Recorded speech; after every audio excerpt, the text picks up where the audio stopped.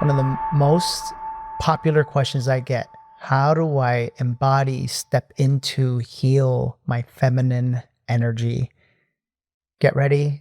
If you've ever wanted to know the answer to that question, that's what this is about.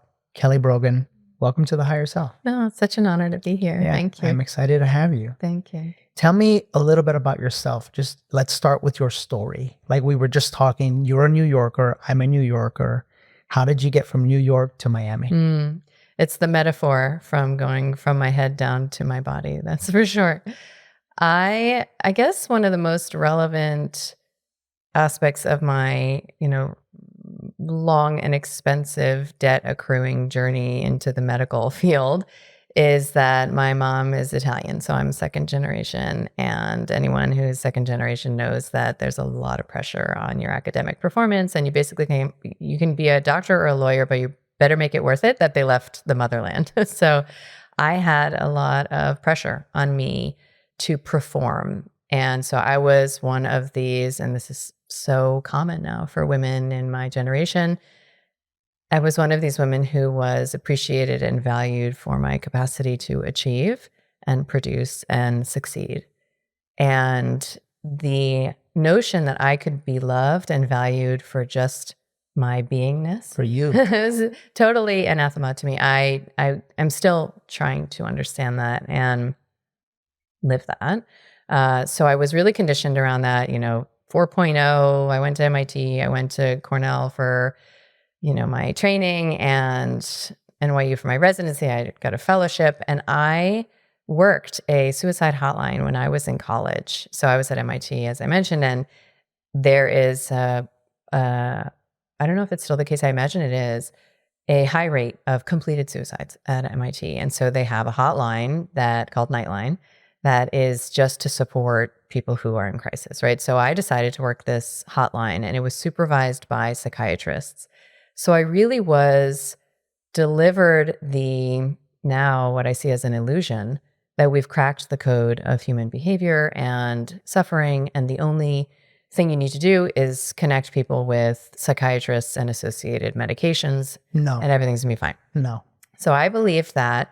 And now when I look back, I recognize that many people become physicians, and maybe specifically psychiatrists or psychologists, because of a fundamental intolerance for their own discomfort around other people's discomfort.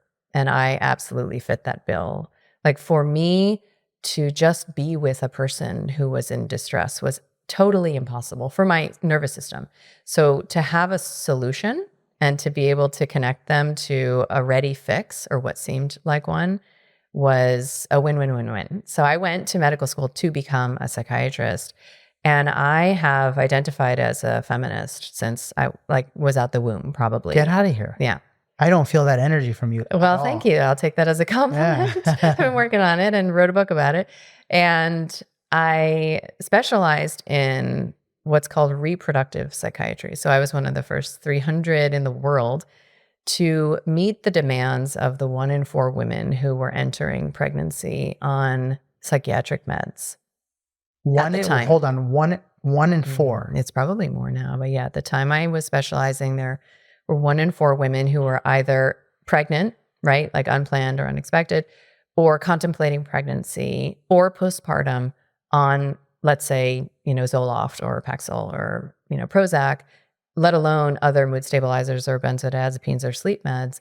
And we were in a position to help them make decisions around that.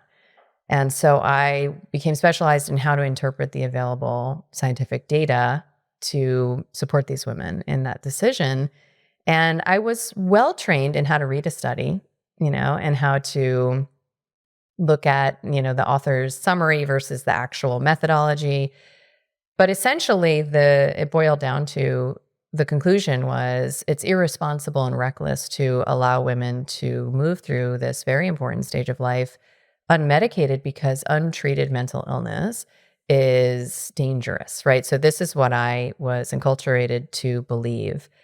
I became pregnant in my fellowship while I was specializing. Okay.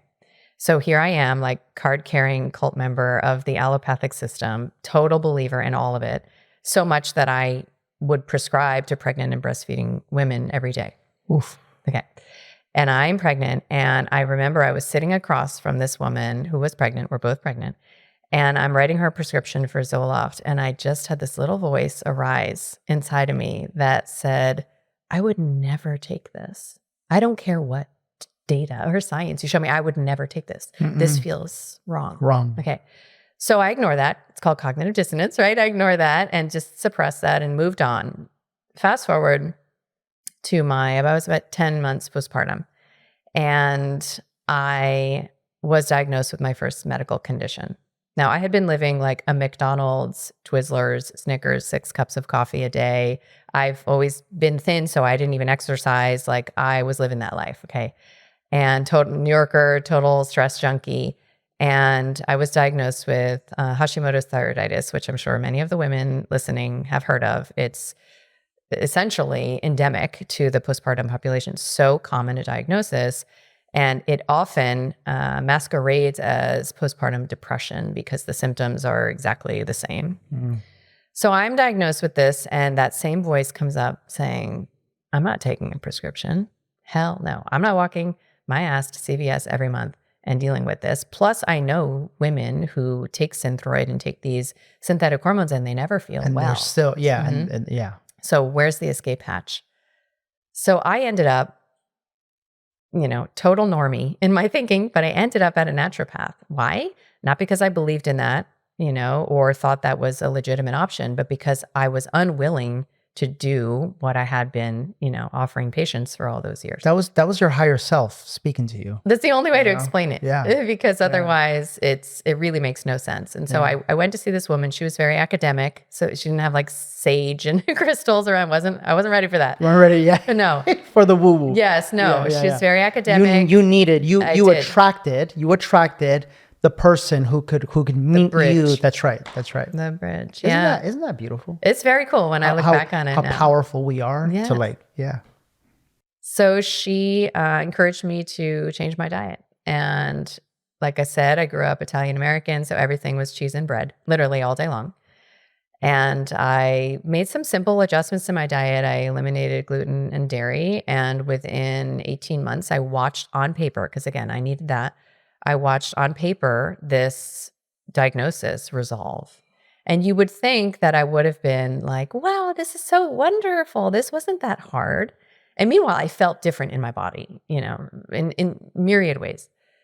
And I was pissed. I was enraged. And it was like this fire of my, repressed mother-father wound, hatred was ignited. Of course, I didn't understand it that way at the time. And it was like I drew my sword and I ran out on the battlefield and I was like, I'm going to take this system down. Why? Because I was... Oh, I like her. I can relate to that. I was never told. Here I am, blood, sweat, and tears, $200,000 of debt. Right. I working 100-hour weeks for $4 an hour. I was never told in all of that training and memorization that I could put a chronic recidivistic illness into remission.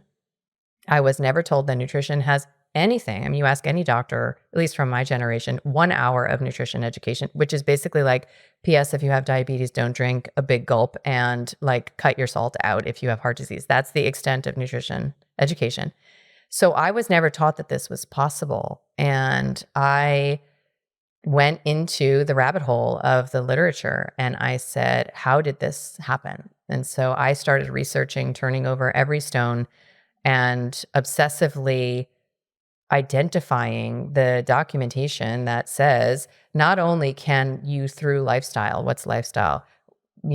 What you eat, what you drink, what time you go to sleep, what you think, right? So not only does that matter, but there's, at the time, like 25 years of data on a field called psychoneuroimmunology. And that's what it was coined, which is what you break it down to, right? Like it's the connectedness of your mind and your immune system and your hormones and your gut.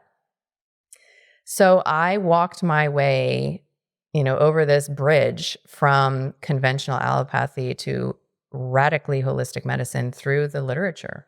Not because, I had some spiritual experience, or I literally was enraged. I ruptured with this system that in psychology is called a rupture of empathy, where you realize like where you had invested your, hopes and dreams of finally being loved, you realize That's it they don't right give a there. shit, That's right? Or right. they're not invested in the That's way, right. at least that you thought. Like they can't help me. What do you mean? Like they're Only supposed you to have all the answers, only right? you can help Only you. I can. So Yeah. I took out a $2 million life insurance policy and I wrote what became a grassroots like New York Times bestseller with an exploding pharmaceutical pill on the cover about how to leave the system, right? So how to come off of myriad medications, obviously chiefly psychiatric meds. Hold on, time out. Why did you take out an insurance policy? Because I knew that an MD hadn't written a book like this before. And what did that mean? And I Were you thought afraid? maybe I would. I wasn't afraid. I just knew if they decided to take me out, I wanted my kids to be set up. Wow. I also had a mentor, Nick Gonzalez, who was many decades my senior, who was a very disruptive figure. And I'm not here to, contribute to tales and lore about what happened to him, but he suddenly died in 2015 out from under me. And that also informed my decision. approach. Yeah. Wow.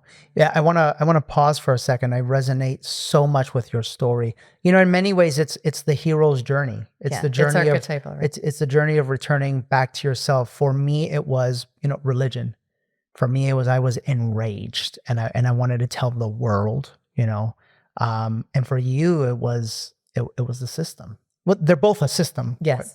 Just in a different way. Yes. And I also want to speak to the fear of they're going to get me.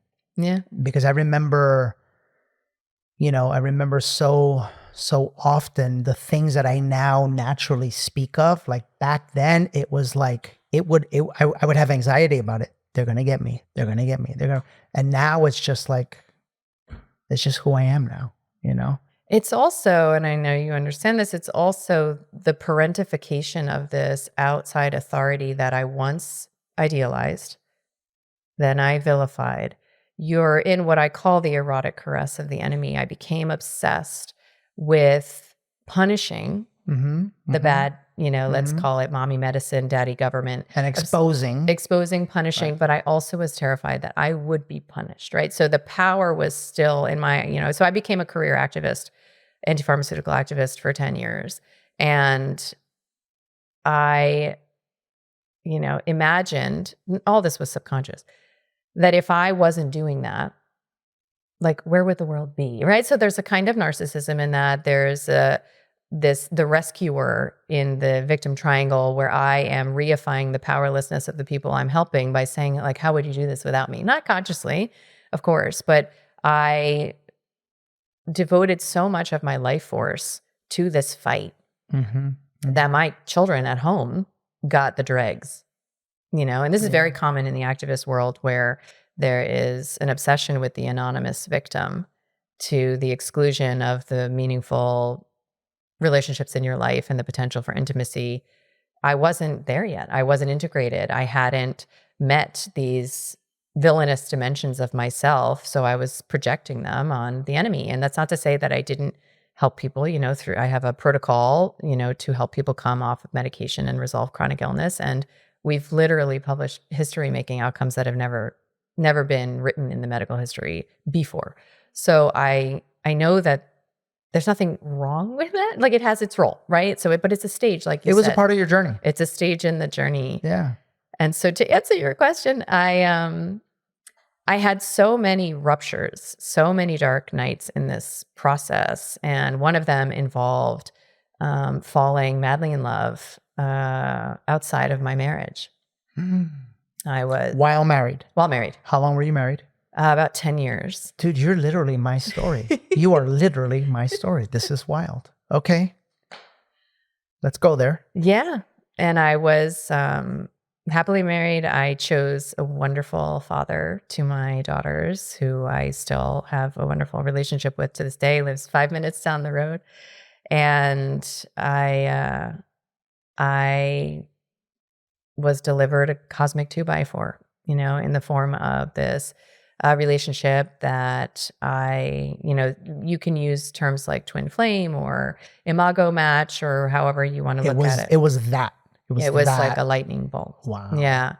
And I went on that journey. I went on that journey for 8 years. Well, hang on. This is good. I want to. I don't know if I've ever had this conversation, but let's talk about this. Let's talk about affairs. Let's because I want to share with you a little bit of my story. Like, I was that guy. I was unhappily married, but I was so disconnected from my truth that I didn't even know that there was a thing called. I was just like, you're stuck. The Bible says you made a commitment and you ain't getting out of it, basically. So I was just like, how do you meet your needs? Yeah, I was just doing what I do. And then I met someone, a friend, that I secretly had a crush on for like 3 years and would like fantasize about, And the way I look at it is, and I know for people who maybe have a negative charge with, adultery or affairs, this conversation is going to be charged for you. I just want to offer you, just allow to see perspectives. This is just our perspective here. But I remember when it happened, I'm going to be honest, my entire life, I had not lived a life where I listened to me, what I wanted, right or wrong, based off of whatever you thought about what I wanted. I always cared more about you and what you thought or what you would say about what I wanted inside. And so for me, my affair, and I want to be sensitive because yes, it hurt my ex-wife. It hurt my children, and I understand that, and I would never want to cause that hurt to anybody. But for me, it was the thing that like unlocked me out of the cage. Like it allowed me to. It's as if the universe were like, okay, the good boy shit is over. Like, look, let's find out who you really are. And I had to go through this bad phase to find out who I really am. Yeah, exactly. Was it like that for you? I really completely. For me, this phase felt like the psycho-spiritual ignition of my eros. It was the beginning of my reconnection with my erotic nature, with my vital force, with my soul's mission. I mean, I had big secrets from my childhood I had never spoken of. And once I entered into a monogamous crucible with who would become my second husband, literally my last 2 books are the product of the work that resulted from beginning to understand my inner dimensions. And it began with wearing that, what I call the villain crown, So it's interesting, right? Because a man who cheated, a woman who cheated, I was somebody who'd never consciously told a lie. I wasn't that character, of Neither course, was I. right? Neither was I. I was such the good boy that all of the wives would let their husbands go to Mexico because I was going. Just the good guy was because going. they knew that I would keep them in order as if that's my job or responsibility. And these fucking guys would go out and bang prostitutes. It's just the friends that back then I had attracted, quite frankly. It was all such a I didn't realize it. It was all such a facade. Yeah. I was hiding. I was hiding who I really am. Yeah. And it sounds like I have to ask you, what did it feel like that first, because you can't. Oh, with my partner? With your when you had that affair, what? We fell in love. I've never really spoken about this publicly, so I'm also trying to be sensitive, to honor and respect his privacy. But we fell in love before I had ever seen, over email, before I had ever seen. He could have been an old lady, honestly, for all I knew or cared about. It was that predestined, if you believe in that. So it's like married written. At first sight, or with no sight, with no literally, sight. because we were in such similar fields and both activists, both shared completely identical belief systems around home birth and diet and pharma and, all of these myriad topics and philosophies. And we spoke similarly and we wrote similarly. And I felt just my soul come online when I learned he existed in the world. And my, my husband at the time, he's a very special kind of man, very like so much peace in his heart. It was devastating and blew up my entire family. I mean, it blew up my entire life.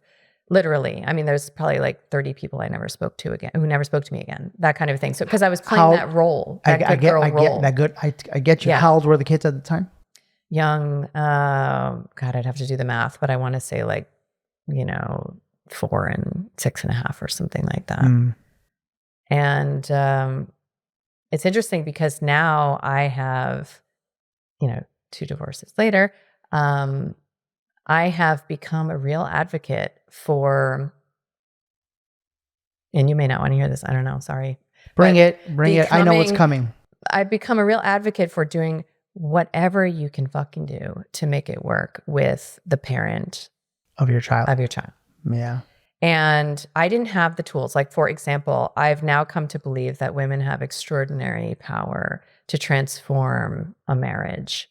Extraordinary. To the extent that you don't have to go to couples therapy. You don't have to send your man to an ayahuasca retreat. He doesn't have to read David Data.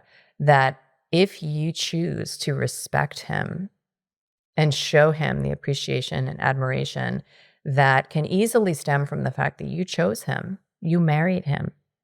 So get into it or get out. But if you're going to stay, there are ways that you can honor this man. And when you give a man, you tell me, when you give a man, I want to have this conversation. That currency, he will not cheat. I would have stayed. Yeah, he will not cheat. So I've come to see infidelity. By the way, I want to respectfully say what I'm about to say. That's not to blame or to, it's just there was dynamics. There was a part of me, even when we were separating, I could remember just wanting to be hugged. Yeah. Wanting to, I remember wanting to feel like, not why are you leaving me, but I wanted to feel loved, and that's all I wanted. And I just saw that wasn't available for me. And so you can never, I accept responsibility for who I must have been. It's always a mirror. It's always a mirror, who I must have been at the time to cause that to not be available for me. But it's just my reality. It's impossible for you to have a successful relationship with another human being or a partner if you don't have a successful relationship with yourself. And what we as human beings don't realize is that we are deeply disconnected. We're disconnected from Mother Earth, we're disconnected from peace, we're disconnected from love. What we do at Awaken is we curate different exercises to help you reconnect first to yourself, and then the beautiful process of reconnecting to everybody begins. And that's why Awaken is so powerful. You'll do more in 3 days at Awaken than you would do 30 years anywhere else. I was so stuck, and now I feel peace. Awakening has been the best thing we have done for our marriage. Coming here, I realized that the answers were inside of me all the time. Head on over to DannyMorel.com/awaken now to get your tickets today. So as a woman, my focus is on what can we do as women to secure what it is that we say we want, right? And most of us, for many deep and valid reasons, don't know how to love a man. We know how to control a man. Why? Because we're fundamentally terrified of men, and that's biologically hardwired. If you didn't like something I said, the two of you literally kill me with your bare hands. I understand. And I would be vulnerable to that, 98% of the male population, and that is a reality. And so the kind of feminist that I was You could call it neoliberal feminism. There's many, many waves of feminism, many branches, but none of them, based on my research, none of them actually propose how it is that we can come into harmony with men, how it is that we can restore the natural contracts that exist. At least I certainly do believe they exist between men and women that involve being and doing. For example, I tell a story. I have a handyman, right? So I've lived on my own. I've actually been celibate for 3 years, and I've lived on my own before that, even for different periods of my past relationship. And so I have this handyman, right? And he helps me out, all sorts of stuff. And the other day I was talking to him, and he was saying that his son is thinking about becoming a welder because it's like lucrative. You can make a lot of money. And he's like, but it's super dangerous. So he's really got to think about whether it's worth it.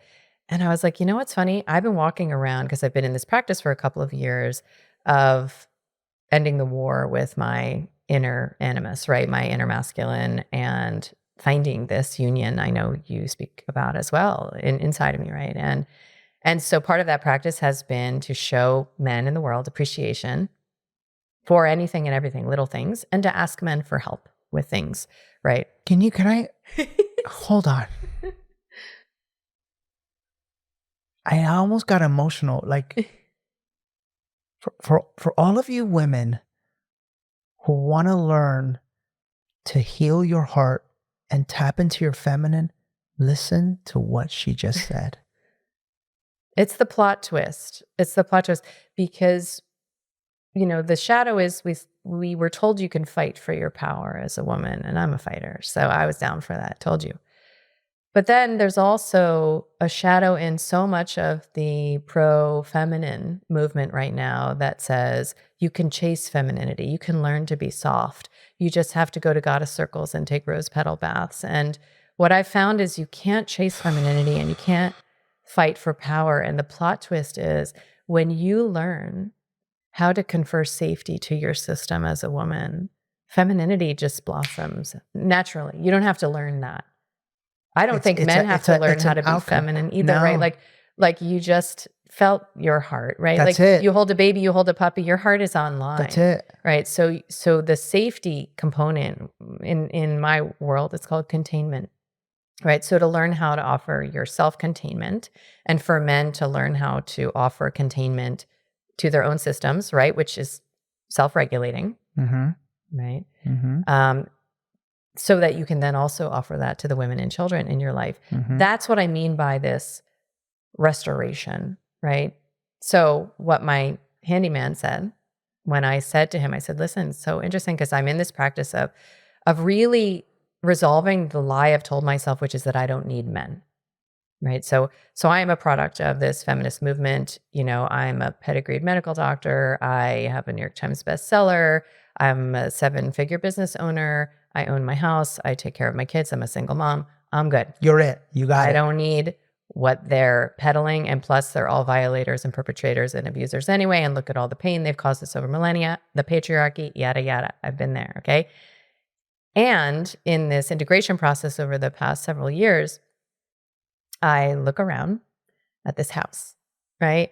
And I walk around the world and I think about all the extraordinary, dangerous, complicated things that men do in the world. And then they fix them when they break, right? And the truth is that we have both suffered, okay? That's right. At the hands of what I now refer to as victim consciousness, right? But at the hands of you could say it's a concerted agenda. You can say this is the natural evolution of the collective. We have, men and women, suffered. Okay, Yeah. Period. And maybe there's like a 1% upper crust of men who are pulling some strings or whatever. But the truth is, across the aisle, we have a situation, right? And what we've been told is that if we seek what the men were afraid of have in the form of responsibility and independence and freedom, that we will finally feel okay. And I'm here to tell you, no, it's hollow. You can mimic men, right? You can take antidepressants to suppress your emotions as a woman. You can have a medicalized birth. You can formula feed. You can take birth control. You can divorce yourself from your female biology, and you can seek your mission and your purpose, but that's actually not what we want. It's like if you're really thirsty and you want a glass of water and they give you a lick of ice cream, like it's okay, but it's actually hollow because what we need is to feel safe. That's it. Right? Could you just please stop for a second? Because you're just like, you're just giving me like. I'm like, but I gotta finish the handyman story. Okay, tell me Let me finish the freaking handyman story. This is just a lot because this is. I know I'm a lot. I'm comfortable with that. But no. But it's truth. I don't care if it comes from me or from you or from him or from her or from what we are all seeking in this life is truth. And the truth that we are all seeking is how do we return to peace and love?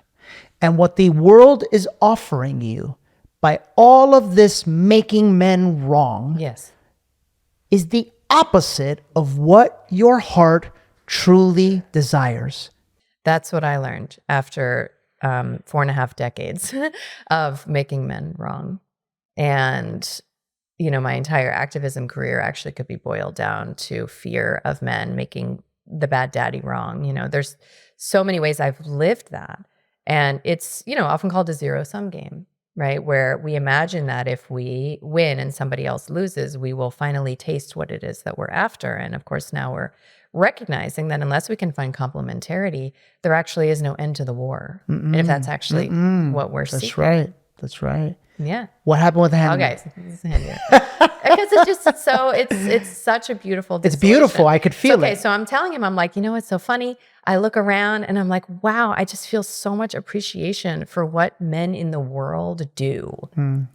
Like thanklessly, right? And these mercilessly dangerous lives, so many of them live. And, the suicide rates and the war and the violence, like, just not that it's comparative, one is worse, just acknowledging that. I've never acknowledged that. And I say this and he looks at me and he's like, we do it all for you. It still makes me tear up every time I tell the story. And I felt like this remembrance. I was like, oh, I'm a woman. I get to wake up and just be. And he's a man and because I am just being, he is inspired to act in service. This is the contract. This is what we can access in marriage. This is what we can access between men and women just interacting in the world. And that is the kind of world that will feel safe for me as a woman. I don't feel safe in a world where men are cowering, apologizing, and hiding their healthy aggression so that they can appease me. That's right. And most women do not feel safe with husbands who do that. That's right. So they don't respect those men. Those men cheat on them and they cheat on them, whatever. It becomes this whole shit show. And so because I am into radical responsibility, I interested myself in what I can do as a woman. Like, what do I actually have control over? And I found so many arenas. And I guess 3 that I focus on have a lot to do with sexual energy. And as somebody who used to manipulatively and strategically leak my sexual energy. Time out. How? I would make sure, this is all subconscious, I would make sure that I could feel that every single man, colleagues, whatever, wanted to have sex with me and that they would imagine maybe someday, somehow, some way it would be possible, even if I had literally zero interest, and it was never possible. I would leverage that. Wanted that feeling. I wanted that feeling. I would only feel like I could control the dynamic when that was in place. And actually, in my second marriage, he was rightly sensitive to that and basically demanded that I get my energy in order, and I did. And I learned how to lock it down. And now I know how to open and close it because I spent years really in that very monogamous crucible. Which by the way, is probably one of the reasons you're now celibate.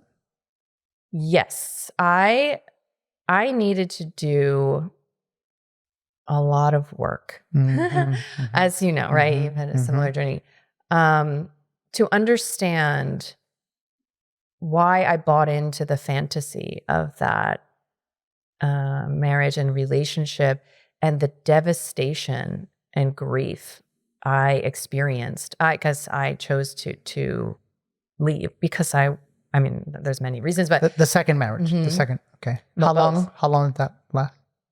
we were together 8 years. Okay. Yeah, we were only married less than 2.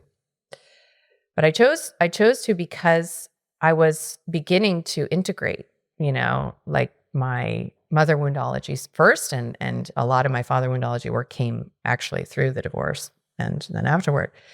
Not that you can really segregate it out like that, but I like to think of the mother wound as being like, I'm not loved, right? And the father wound is like, I'm not safe. So I worked on a lot of my own self-rejection, my own self-judgment, my shame. And then it really came to, okay, like, why would I want to be with somebody now? Take 3? Okay, like why? Why would I want to be with somebody now? What do I imagine is available through partnership that I don't have now? Within yourself. This is very important here. Yeah. Very important. I went through the same process here. Yeah. The same exact thing. And I got to a space where I genuinely no longer needed partnership. But I can say I wanted her. Of course. Yeah. Like I wanted her. And you could probably identify what she would bring 100%. specifically to your life. Yeah, I can tell you that the peace, the love, the nurturing, the care, the home, the abundance, the vibration of the abundance, Her energy, the limitless potential of who and what I can become. Exactly. Like all of that was unlocked with her. All of it. Yeah. It's her energy. It really is. Yeah. Yeah. Yeah. And my answer to that question when I explored it was safety. That I imagined that if I had a man, that I would feel safer. And in the world, just not like necessarily literally, like from somebody coming and stabbing me, like just that like my system would exhale. Yeah. Right. And I became interested in how I could begin to confer that to myself, offer that to myself. And it started with like very basic things. Like at the time I lived in a house with a lot of windows in the back wall, right? And I had a pool, and the pool guys would come randomly. And here I am. I started pole dancing, as you do, post-divorce.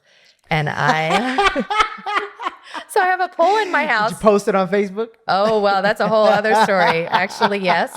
It destroyed my reputation. I did. That was a part of my journey. But here I am worried about the pool guy, like seeing me in a bikini up and down my pole from the back. Okay, so I'm like, how could I calm my system about this? Because I was going to say, that's an energy. It's just a simple way Yeah. that I could begin to feel more safe now, not waiting for the man, but now. And so I asked the company, I said, hey, can you text me like 10 minutes before you come? That'd be great. Simple. That's okay. it.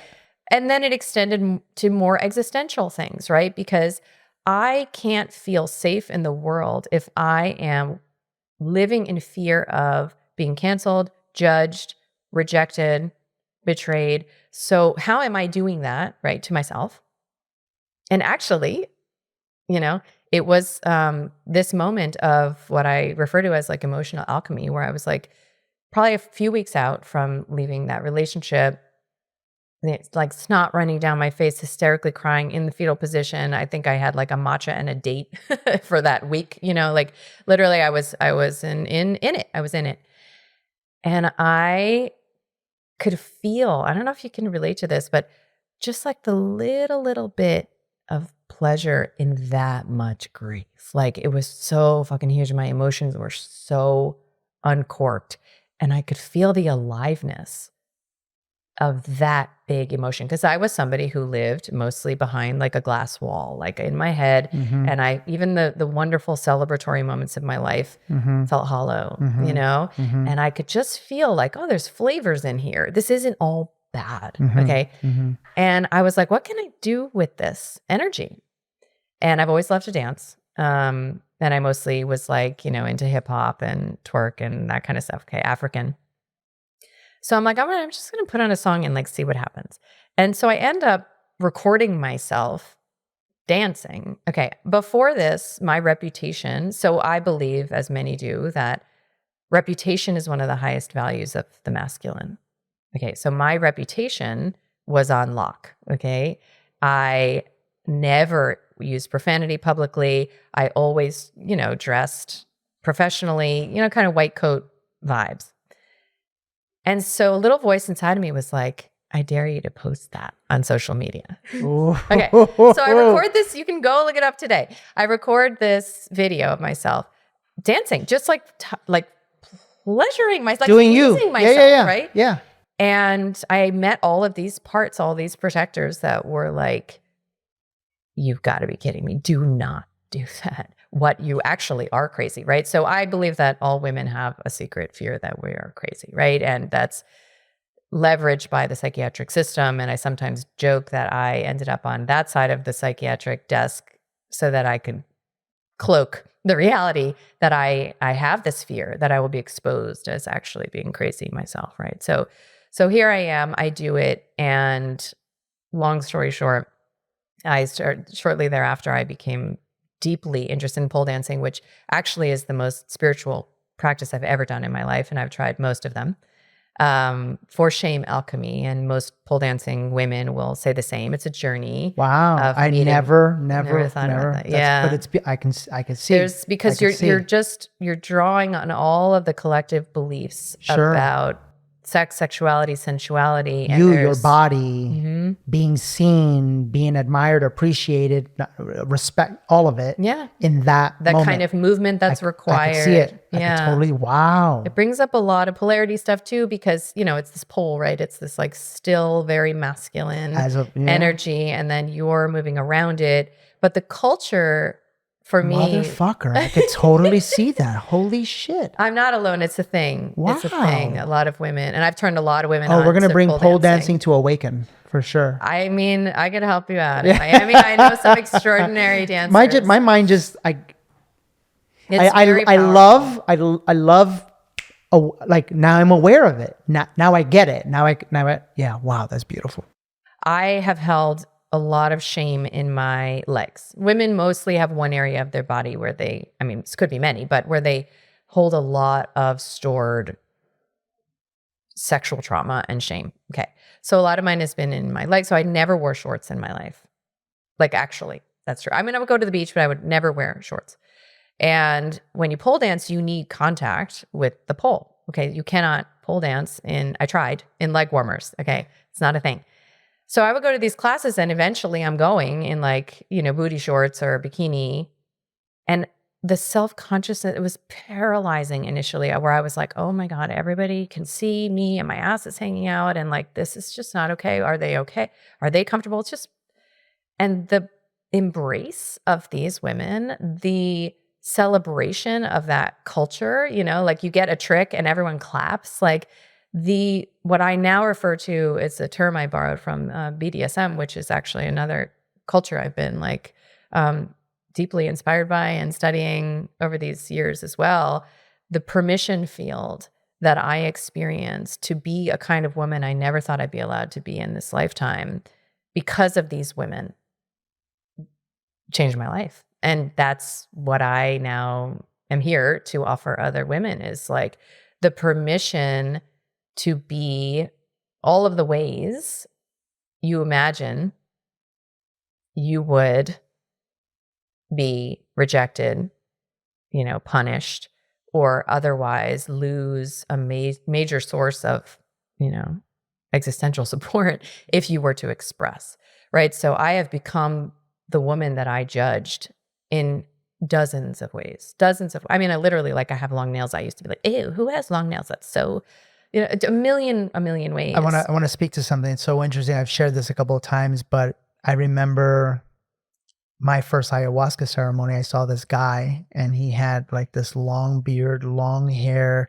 He wore simple clothes, and back then, as I was in my Gucci glasses and my suits and my everything, but I would judge that guy But in that moment, I remember feeling like, I want to be like that. You see? So Because you he's- could 'cause he's- access he- that. I- Most of us totally, can't. Totally, yeah. Consciously, we can't. And we just then feel shame that we're so judgmental, right? So it's the judgment, the awareness of the judgment, and then the reflex, if you're even remotely on the self-development path, that says, I shouldn't be judgmental, right? And I have found that judgment is one of the most, if not the most powerful portals to self-discovery. And I learned it through my pole dance journey because I started posting these videos of myself pole dancing and my journey from like literally not even being able to like hold my weight up to, you know, when I would learn little tricks and, you know, anyway, so I'm posting my journey and the pushback was extraordinary. I mean, I lost on my newsletter, email newsletter, which most digital marketers know is like your bread and butter sustenance. I lost 100,000 newsletter subscribers in protest for like the direction that I was moving in, right? Because I'm the health reclamation person. And now I'm like, where am I going? Yeah. She's having a midlife crisis. She's mentally ill. Just like me, I was the she's real a estate agent. narcissist, Now you you're talking know? about plant medicine, and now you're Exactly. to this day. you The moved out of old your lane. realtors still like to throw their little digs. And You moved out of your lane. And they wanted me to continue talking about gluten and dairy and antidepressants, coming off of antidepressants, and, you know, to like I was endangering the women that I supposedly am here to help. And, you know, 1 out of every 3 of these comments. So this became my spiritual practice. Literally, I would read the comments and I would see which ones I could like feel a zing, right? And which ones were sort of like, whatever. Because you could call me stupid, that doesn't land, right? But if you tell me I'm embarrassing myself, like that landed. Why? Why did it land? Because, as you said, a part of me agreed. A part of me said, then this part is trying to protect me. This part is here because this is how I survive in the world, right? So this part has benevolent intent. And this part says, you're embarrassing yourself. Stop, right? So I would meet that part and I would want to know, like, tell me more about how I'm embarrassing, right? So I would turn towards these parts that agree fundamentally. And I called this practice wearing a villain crown. I would just be the bad, wrong person for just a few seconds in the privacy of my own home, right? I would say, what if I am embarrassing? You know, what if I am crazy? What if I am an attention-seeking whore? What if I am having a midlife crisis and airing it for everybody? What if I'm damaging my daughters by doing this publicly? What if it's true? Then I would just sit in titration. I would titrate into it like baby steps. I would sit for like 30 seconds and just sort of try it on. And, you know, in this window, I received an email that was one of the most hurtful sentiments I've ever been delivered. And that's saying something, right? So in this email, it said, you are a deeply injured soul who is incapable of love. And I was like, that felt like a gut punch, right? And I did this practice where I said, I'm going to enter through the upset. That's what I call it. I'm going to just sit with these huge sensations in my system. I'm going to literally set a timer for 90 seconds. I'm going to sit on my couch. I am going to act like what I call self-husbanding, okay? I'm going to act like a devoted husband to myself. You could say father, whatever. For me, that you know, that hits. I am my own husband who is devoted, interested, solid. I'm here for you, baby. What you got, right? Like, and I would play that part within myself. So I'd feel my spine grow strong and long, and I would just watch and hold the sensations. No story, just what's going on. I feel flutters here. I feel a clench here. I feel heat up my neck. And within 90 seconds, those sensations shift. I can virtually guarantee if you turn towards them, they will shift in that little amount of time. That is what people call emotional alchemy, right? And once the sensations would shift, then I would have the wherewithal, because the shame started to change, transmute. I would have the wherewithal to look at it, right? So I tried that on. I put on that I'm bad and wrong crown. And I said, I'm a deeply injured soul. Fuck yeah, I am. I am. I'm incapable of love. Well, at the time, I was. And I have been on a journey learning how to love myself. How the hell could I ever offer that to anybody else? I couldn't, right? It was not possible, as you know. So yeah, that's kind of true too. Okay, what's for lunch?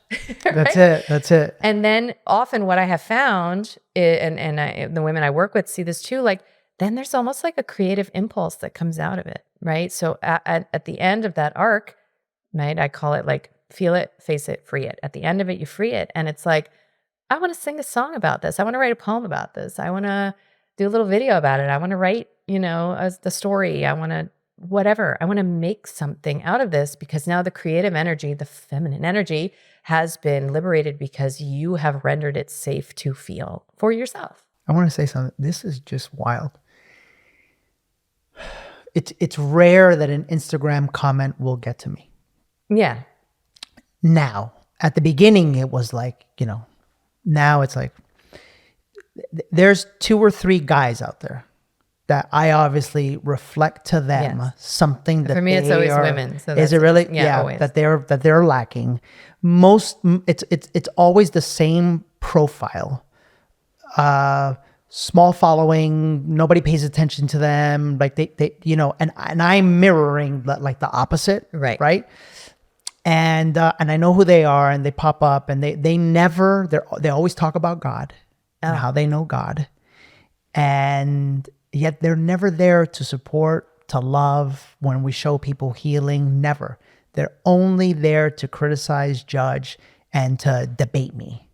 So yesterday, this guy was like, "I will lovingly debate you," and I say something like, "Well," I normally just like, okay, whatever, dude, because I see it. Yeah. But he hooked me. And he hooked my ego, if I'm honest, because there was a part of me that wanted to like do what I do. And I said, that's the difference. I don't need to debate you. Like, it's okay. You're right. Like, whatever you think of me, like, I'm okay with that. Let him be right. I just let him be right. And that infuriated the dude, infuriated him. And he comes out and he goes to me and he says, you are a small human being that is going to be known in the history books as a cult leader. And so it was like, and I felt it. And what I did was I just delete, block, like, because normally, like, I just don't deal with that. But then I go, whoa, hang on a second. What if I am? Like, I felt, that's everybody's thing. I'm a cult leader, Me too. I've gotten that. But I am a cult leader. I really am.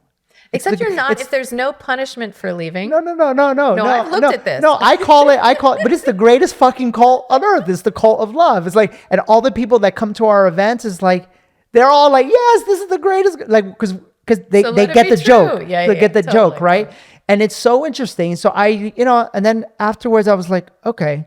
This morning I unblocked the dude. I was like, go ahead. Now it's gone. Whatever you could do, you did, right? So I'm sure he's there watching whatever. This morning, I love that. This morning. So and funny. Today, an hour and a half before you came, I made a video. Oh my God, you see? It's exactly what you just said. So what she's saying is very true. Go into that. Practice that. Like practice feeling, practice alchemizing, and practice being the masculine for yourself and holding space for what it is that you're uncomfortable feeling, and watch what happens. There's gems in the cave. Yeah. There's gems in the cave. You don't do this work so you can feel like a good person or so you can like make sure you're doing a spiritual thing. It's worth it because you gain superpowers. Like you gain creative inspiration and you go on this magical carpet ride of a life journey that is not available when you are investing your energy in being right. That's right. Right. So my shadow lives under the banner of, I'm going to get you to see. And I am very skilled, as you are, at arguing a point. I could have been an amazing attorney. Yeah. And I have expended so much of my vital force energy in these efforts to get people to see my perspective. That's right. And I came to this conclusion in my process with women. It's so interesting that you have this with men. where I thought, you know what would change the world in literally one day? If women stop imagining that they know better how another woman should be a woman. Look at that. That's it. So just women. I'm not talking about the patriarchy and what men have to do. Okay. Just woman on woman hate. Okay. If I stop imagining that I know how a woman should dress, should talk, should run her business, should be a mother, and that ceases, we have the capacity to confer safety to each other as women. One of my, teachers, Omer Pani, says, this is why women go to the bathroom together at the club, because we feel safer in a group of women. And you could argue ancestrally, women always lived collectively, right? So we don't do that typically now. And we can come together, right?